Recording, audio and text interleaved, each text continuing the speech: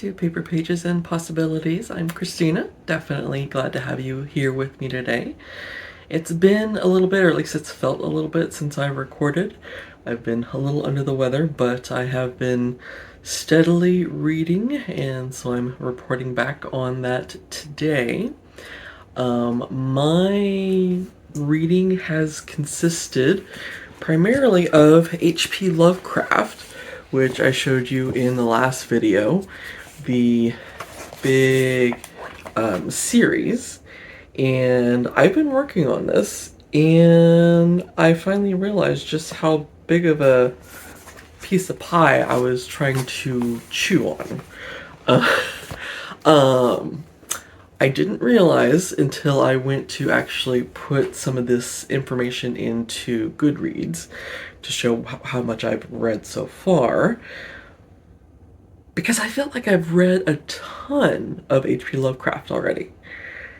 And in some ways I have. So, the list that I have is a total of 65 stories that H.P. Lovecraft has written. I have gotten through 49 of those stories, so 49 out of 65. I figured, heck, I'm doing real good. Well, in terms of page count, I am only at page 303 out of 964. So, I've still got a long ways to go. The remaining, 15 stories that I have left to read are all fairly large stories, so I guess what I've read up till now has been really short stories, like shorter than I expected originally. Some of them, like no more than 5 pages in the size book. You know, the books are not very big.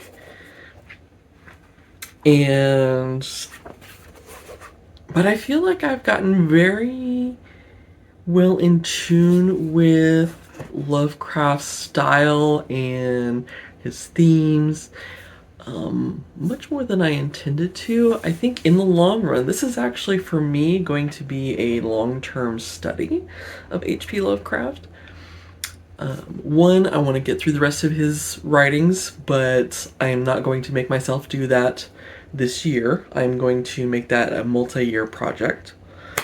And then I want to really dig in and learn more about who influenced H.P. Lovecraft in his writing, and who H.P. Lovecraft himself has influenced since then.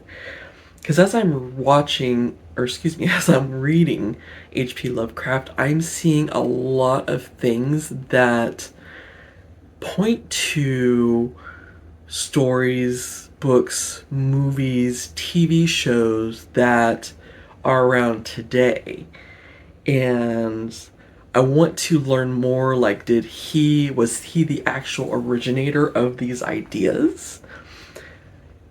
Or was it even before him? So, a couple of things that I know for sure he originated. One is the Necronomicon. If you're not too familiar with it, it's a book of the dead, or it's I forget what it's titled, but it translates to something like Book of the Secrets of the Dead or something like that. But Lovecraft originated that book. It hasn't actually been written. It's a fictional book. But Lovecraft refers to it in many of his short stories as something that his characters are drawn to or seek out. And the Necronomicon, I think, has become a big part of horror culture, seen in a lot of, or mentioned in a lot of videos, a lot of movies, a lot of books since he's published. I think a lot of people, if you mention the Necronomicon, are going to immediately think, oh, it's some horror book or something like that. But in all reality, it's just a fictional creation. It has not actually been written. And that idea fascinates me. So that's one thing that he originated. Something else that he originated, I already talked about Cthulhu. He's the whole originator of the Cthulhu mythos. So he originated Cthulhu as well as something called the Pnakotic manuscripts. It's spelled Pnakotic manuscripts. It's another fictional writing that he incorporates in his works and has been built on. I think it's been seen in mentioned in other by other authors in their works as well. And as I've read, apparently Lovecraft encouraged this. He liked the idea of building this whole mythos and letting it be shared by more than just him. A couple of things that are left for me to learn about Lovecraft, and I do eventually plan to share, is like who influenced him. I did read that Edgar Allan Poe was an influence of his, so you can kind of see where the horror comes from. And then, in terms of what it's influenced in popular culture, aside from the Necronomicon, I have seen like movies that come right to the top of my head that have influences from Lovecraft. One is Event Horizon. That's ways back. Stephen King wrote a short story called The Mist, and it also has a movie that has been created from it that has Lovecraftian influences. A lot of people are probably familiar with Lovecraft Country, which was a TV show that was fairly popular a couple years ago. There's just so much more to learn, and I'm eager to learn. Like, I want to get a biography of Lovecraft and really dig in. Like, I want to learn how he came up with this stuff, because he seems to be the origin of a lot of these ideas that are now just so enmeshed in popular culture. So that's one thing I've been up to.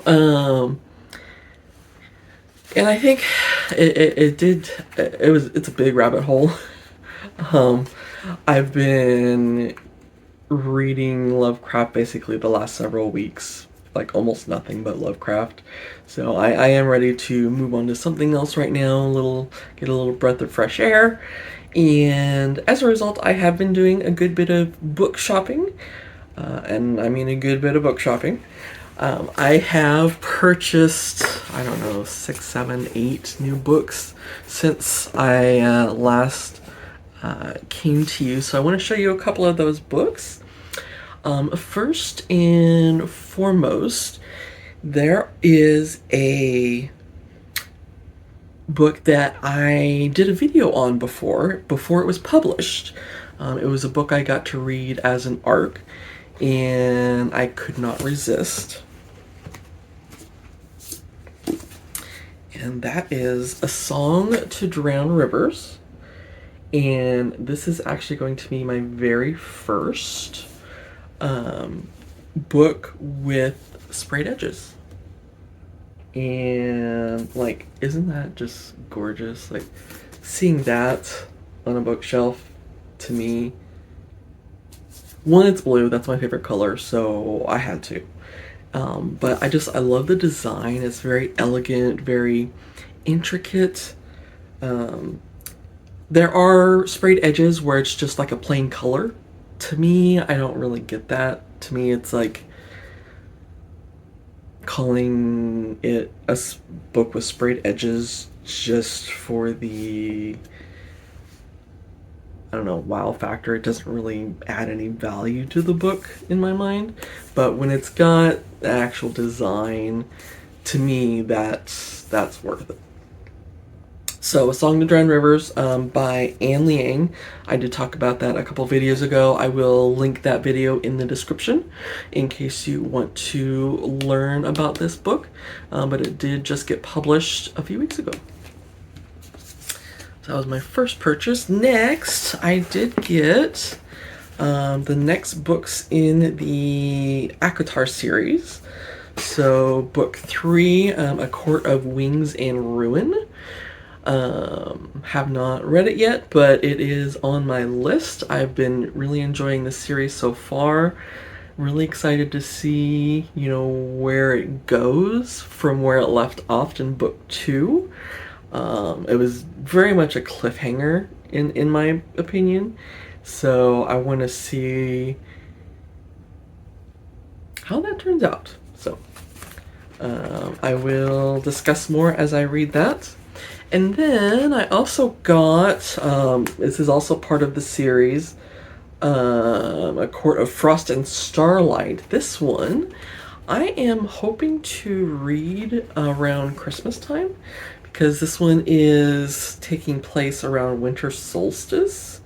So I think this is perfect for Christmas vibes. So, which means I will have to read this one before now and Christmas, and then maybe read this one week of Christmas, something like that. So looking forward to that. And then I just got these books today off Amazon. I went book shopping yesterday at a thrift store. It was kind of disappointing. Didn't find a whole lot, and so I was still feeling the itch for some book buying. So I went on Amazon and I bought a couple of books, and it was early enough in the day yesterday that I was able to get them overnight. So I got this one, Half a Soul by Olivia Atwater.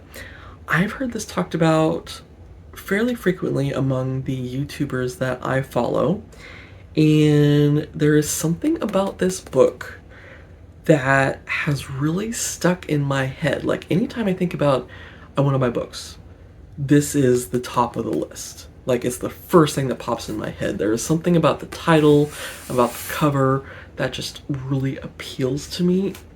So I got this one, and I actually just started it earlier today. Already on chapter 3. So this will be the next one I'll probably talk about in my next video. Then we have, these next two have been on my wish list for a little bit, and I decided to get them. This one is A Letter to the Luminous Deep by Sylvie Catherall. So I'm very much about the ocean vibes. Love underwater feel, love the blue, and I believe it's a romance of a sort.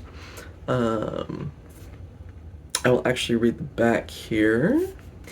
E is content with a solitary life in her extraordinary underwater home until the discovery of a strange, beautiful creature outside her window prompts her to begin a correspondence with renowned scholar Henry Clell. The letters they share are filled with passion, at first for their mutual interests and then inevitably for each other. But when a mysterious sea quake destroys E's home, she and Henry vanish. Years later, E's sister Sophie and Henry's brother Bjorn must piece together the letters, sketches, and field notes left behind and learn what their siblings' disappearances might mean for life as they know it. So that just sounds really interesting. A little bit of romance, a little bit of mystery, a little bit of fantasy, all in an underwater environment. I can't pass that up. And then finally, I've got The Fifth Season by N.K. Jemisin. And this one is a apocalyptic book, which is definitely a theme that I've become very interested in when it comes to reading. It's just something that fascinates me.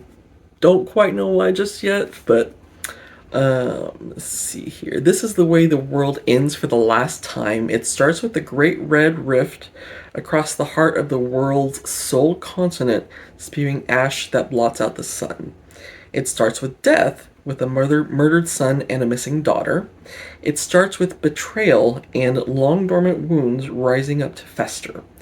This is the stillness, a land familiar with catastrophe, where the power of the earth is wielded as a weapon, and where there is no mercy.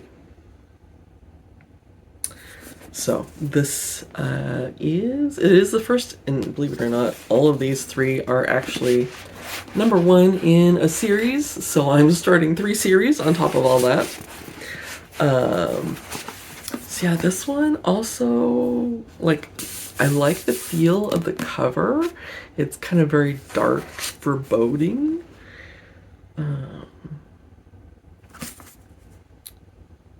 And the thought, like, just the description fascinates me. So yeah, that's I've got quite a lot on my list, and that's on top of all the books back here that I still have not yet read. I decided to do something interesting. You might see some of the books you can only see the edges, the in paper, or the edges. I decided this is a good way to kind of show what I've read and what I have not. So anything where you're seeing just the page edges, I've read the book. Anything where you still see the spine and the title, I have not read it yet.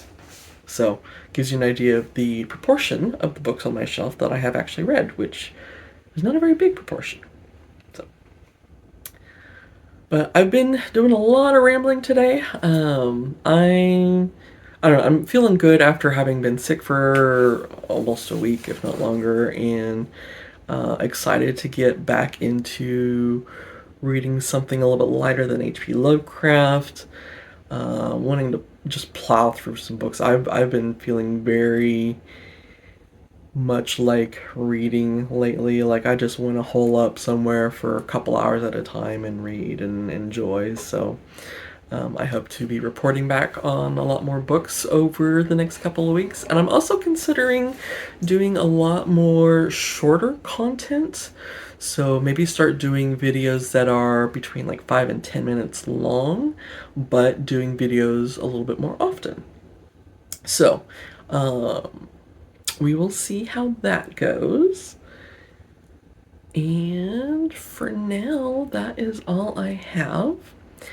I really appreciate you spending time with me today. I am so glad to have you. And if you like the content that I'm talking about, please, I would love it if you would subscribe.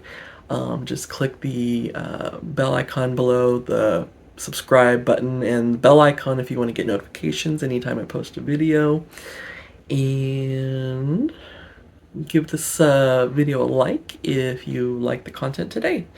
Also, if you know any other bookish people who are looking for a bookish community, please feel free to share. I am working to grow this community. I want to have conversations with people about their passions, their bookish passions, and just get nerdy about all things bookish with anybody that I can. I want to obsess over books with people who love books. So thanks for coming today. I hope you have a great rest of your day.